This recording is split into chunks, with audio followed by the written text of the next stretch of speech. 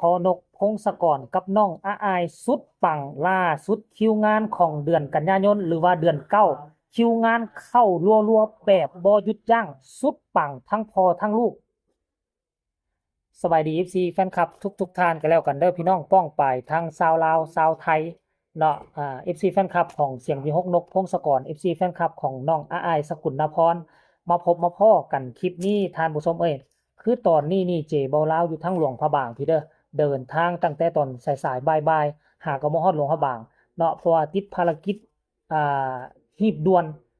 มีญาติผู้ใหญ่อยู่ทั้งหลวงพระบางนี่เพิ่นได้จากไปแล้ว ก็เลยมื้อนี้หมดมื้อบ่ได้เฮ็ดคลิปอ่านข่าวเกี่ยวกับน้องอาอายแต่อย่างใดแต่ว่าหากก็สิมีเวลาว่างกลับคืนมาอ่าเฮือนพ่อแม่แล้วก็อาบน้ำอาบในเปลี่ยนเครื่องเปลี่ยนของจึงสิมีเวลามาอ่านคลิปเฮ็ดข่าวให้พ่อแม่ FC แฟนคลับได้ฟังได้รับได้รู้พร้อมกันทุกทั่วหน้าท่านผู้ชมเนาะเออช่วงนี้นี่น่ะเนาะท่านผู้ชม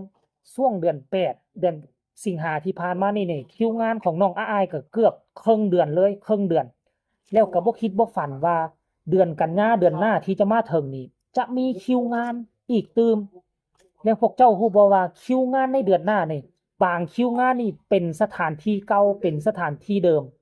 นั่นหมายความว่ากระแสของอาอายกับกระแสของบอสนกพงศกรนี่มาแฮงเซิ้นสองพอลูกนี่ไปแล้วสามารถดึงดูดเนาะสามารถดึงดูดเอาอันน่ะเขาเอิ้นว่าเอาลูกค้าเข้ามาในห้านนั้นได้เพราะฉะนั้นเจ้าของห้านค้าเจ้าของห้านอาหาร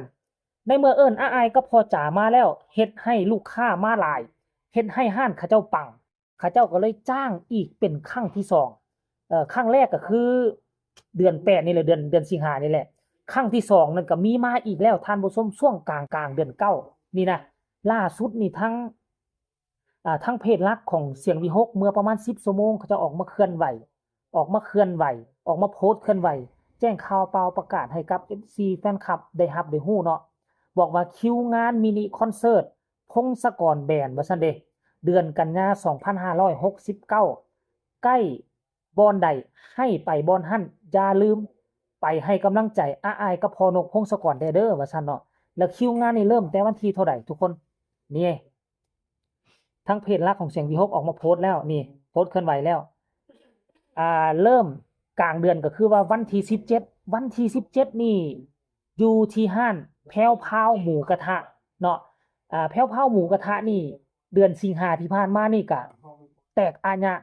FC แฟนคลับบอสนก FC แฟนคลับบอสน้อยอ้ายๆน่ะไปรอท่าเบิ่งตั้งแต่ตอนหัวแรงจนฮอดดึกฮอดดื่นก็บ่ยอมหนีตราบใดที่อ้ายๆบ่ออกมา FC แฟนคลับบ่ยอมหนีแล้วเขาเจ้าไปนั่งเขาเจ้าบ่ได้ไปนั่งล่าเด้สั่งหมูกระทะสั่งเหล้าสั่งเบียร์สั่งของกอกของแก้มสั่งของดอกของดื่มมากินเพราะฉะนั้นเลยเฮ็ดให้ห้านเขาเจ้าปังเฮ็ดให้ห้านเขาเจ้ามียอดขายพุ่งกระฉุดเขาเจ้าก็เลยว่าจ้างต่ออีกครั้งหนึ่งเดือนส้นเดือนเลยท่านผู้ชมเดี๋ยวมาลุ้นกันว่าเดือนสิงหาก็จ้างเดือนกันยาก็จ้างมาเบิ่งเดือนตุลาสิจ้างอีกบ่น่ะต้องมารอลุ้นกันอีกครั้งหนึ่งเนาะอันนี้มันคิวงานแผ่วๆหมูกระทะวันที่17แล้ววันที่18บ่เนี่ย18นี่แหละมันงานฟุตฟันเฟสว่าซั่นอยู่ที่ตลาดนัด700ไร่ว่าซั่นอยู่ที่ไสเนาะอำเภอสัตหีบจังหวัดชลบุรีป๊าอยู่ทางชลบุรีก็มาจ้างทุกคนชลบุรีวันที่18เด้อแล้ววันนี้วันที่19นี่อยู่ที่โฟกนครรัศดากรุงเทพมหานครป๊าโถวันที่19นี่บุกกรุงเทพอีกแล้วแล้วก็ต่อมาวันที่25นี่อยู่ที่ห้านมาเดอร์บันเทิงศิลป์ว่าซั่นอยู่ไสเนาะห้านมาเดอร์บันเทิงศิลป์นี่อยู่ที่อำเภออากาศอำนวยอยู่ที่แขวงสกลนครหรือว่าจังหวัดสกลนครนี่เนาะแล้วก็คิวงานตัวสุดท้ายของเดือนกันยายนวันที่26ห้านอีสานกราฟเวลาว่าซั่นเนี่ยห้านอีสานกราฟเวลาหรือว่ากาลเวลานี่แหละท่านผู้ชมอยู่ที่พัทยาป๊าโถ พอลูกครูนี่บุกฮอดพัทยาพุ่นว่าอาอายจะได้ไปเที่ยวทะเลอีกแล้วทุกคนอาอายจะได้ไปเที่ยวทะเลอีกแล้วอันนี้เฉพาะคร่าวๆได้มีทั้งหมด5 คิวงานแต่ว่าพวกเจ้านับตั้งแต่มื้อนี้นี่ท้ายเดือน8คันกรณีอีก4-5มื้อบ่แน่อีก1อาทิตย์จะมีคิวงานเพิ่มมาตูมและทั้ง5คิวงานนี่แหละมันนำหน้าพาทางโดย บอสนกบอสนุแล้วก็บอสน้อยอาอายมีพระเอกเจมส์แล้วก็มีผู้ใดตื่มเนาะนี่เนาะท่านผู้ชมบ่ค่อยจื้อหน้าจำตามีนำกันประมาณ1 2 3 4 5 6 7 8 9 10 11แล้วก็มีแดนเซอร์อีก4คน11 12 13 14 15เกือบ20เกือบ20ชีวิตเกือบ20ชีวิตที่จะไปท่านผู้ชมเอ้ยคอนเสิร์ต5คอนเสิร์ตนี่ต้องม่วนมันแน่นอนคันกรณีว่าบ่ม่วนบ่มันบ่ปังบ่มีลูกค้าไปเขาคงบ่จ้างเป็นครั้งที่2แน่นอนเนาะท่านผู้ชมเนาะหลังจากที่เพจหลักของเสียงวี6โพสต์ออกไปเมื่อประมาณ10ชั่วโมงมีคนมากดไลค์ให้ก็เกือบพันมีคอมเมนต์อีก FC แฟนคลับมาแสดงความคิดความเห็นก็หลายท่านผู้ชมเดี๋ยวสิอ่านสู่ฟังกันแล้วกันเด้อจัก4หน้า5คอมเมนต์กันแล้วกันเนาะคอมเมนต์นี้มาแสดงความคิดความเห็นว่าสู้ๆนะว่าซั่นมื้อนี้เล่นอยู่ไสน้อมื้อนี้บ่มีงานเด้อทุกคนมื้อนี้วันที่23 24เดือนสิงหานี่บ่มีงานนะเอ่อคอมเมนต์นี้บอกว่าถ้ามีกลุ่มปิดจะตามไปจ้าโอ้บางคนมันอยู่ไกลเด้ไปเบิ่งหน้าหน้าสนามบ่ได้หน้าเวทีบ่ได้ก็เบิ่งทางกลุ่มปิดเนาะสนับสนุนกันไปคอมเมนต์นี้ก็บอกว่าดังๆปังๆเด้อว่าซั่นต่อมาก็บอกว่ารอชมที่อำเภอสังคมเดือนตุลาป้าเดือนตุลาก็มีอยู่ที่อำเภอสังคมแล้วอันนี้แม่น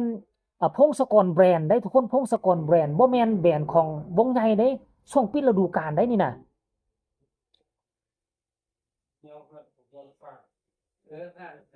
นี่ต่อมาคอมเมนต์นี้ก็บอกว่ามีคนน้อยได้ไปน้ำเพิ่นด้วยมีบอสนกพงศกรก็ต้องมีบอสน้อยอาอายอยู่แล้วทุกคนเอ่ยเนาะแล้วก็คอมเมนต์ต่อมานี่ก็บอกว่าขอให้มีงานเข้าหลายๆเด้อว่าซั่นเนาะคอมเมนต์ต่อมาก็บอกว่ารอชมกลุ่มปิดค่ะถ้ามีนะจ๊ะมีแน่นอนรอชมที่ปลวกแดงค่ะวันที่17กันยายน17กันยายนอยู่ปลวกแดงบ่เป็นห้านของแพรวพราวหมูกระทะอันบ่ทุกคนเอ้ยมาเบิ่งคอมเมนต์นี้บ่เนี่ยคอมเมนต์นี้บอกว่ารอชมค่ะปังๆจ้าปังๆปังมากว่าซั่นเยี่ยมเลยปังมากว่าซั่นนี่คือส่วนหนึ่งของบรรดาคำคิดคำเห็นของบรรดา FC แฟนคลับของบอสน้อยอ้ายกับบอสนกพงศกรท่านผู้ชมค่อยก็หาสิมีเวลาอ่านคลิปเฮ็ดข่าวเกี่ยวกับหมอลำเนาะก็หวังว่าทุกคนจะเข้าใจบางคนก็ว่าโอ้เจเบาเล่าหายไปไสหายไปไสคือดนแท้ว่าซั่นบ่เห็นกันพอค่อยเดินทางมาตั้งแต่เวียงจันทน์มาฮอดหลวงพระบางเด้อความจริงฮอดตั้งแต่ช่วงสายๆบ่ายๆพุ่นแหละบ่ได้เฮ็ดคลิปบ่ได้อ่านข่าวให้เบิ่งเพราะว่าติดธุระต้องได้เบิ่งได้แยงอ่าเกี่ยมเครื่องเกี่ยมของนะงานเฮือนดีเนาะญาติผู้ใหญ่เสียไปท่านผู้ชมเนาะก็หวังว่าทุกคนจะเข้าใจเด้อเอ้าขอฝากคลิปนี้ไว้ใน1ไลค์1แชร์เท่านั้นที่สำคัญฝากกดติดตามอย่ากดข้ามโฆษณาเด้อพอกันใหม่ในคลิปหน้าลาท่านผู้ชมไปก่อนสบายดี